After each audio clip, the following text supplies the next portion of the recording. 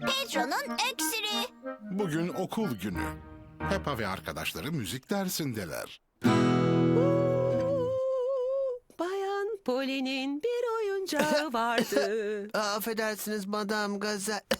Olamaz. Pedro'yu öksürük tuttu. Sorun değil. Hemen Doktor Brownberry arıyorum. Ben Doktor Bramber. Merhaba doktor. Ben Madame Gazel. Bir çocuğumuz hasta da. Panik yapmayın. Hemen oraya geliyorum.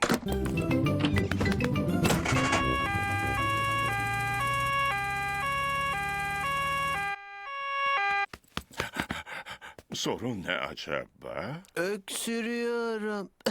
Anladım. Gıcık mı tuttu yoksa göğüsten gelen bir öksürük mü bu? Bilmiyorum ama işte bu şekilde.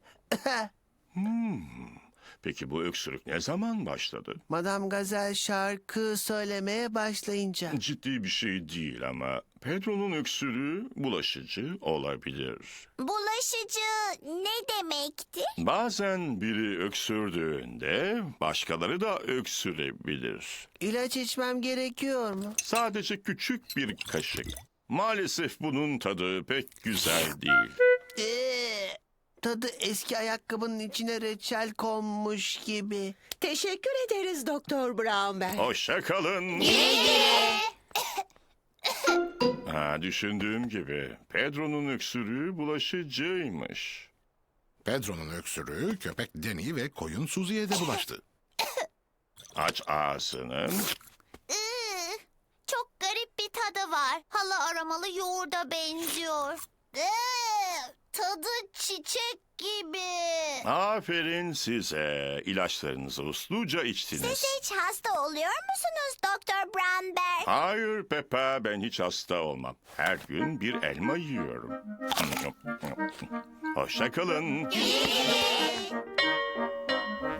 Eve gitme vakti ve aileler çocuklarını almaya geldiler. Anne, baba, ben öksürüyorum. O yüzden Doktor Bramber de gelip bize baktı. Bize tadı korkunç bir ilaç verdi. Madame Gazel, şarkınızı şimdi söyler misiniz? Tabii ki Peppa. Bayan Poli'nin bir oyuncağı vardı.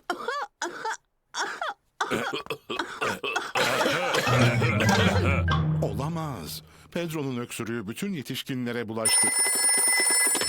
Ben Doktor Bramber. Ben Domuz Peppa. Bütün yetişkinler hasta oldu. Merak etme Peppa, hemen geliyorum.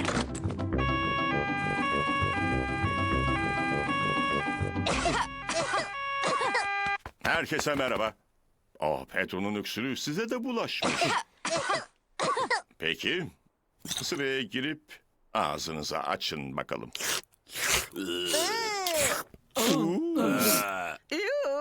Tadı krema ve pis çorap gibi. Bize baktığınız için teşekkür ederiz Doktor Bramber. Siz hastalanınca size kim bakıyor peki? Kimse bana bakmıyor. Ben hiç hastalanmam.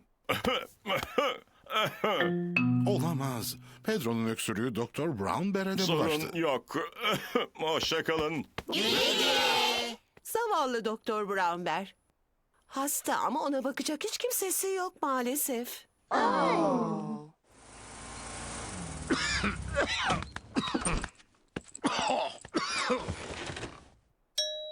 Kim bu acaba?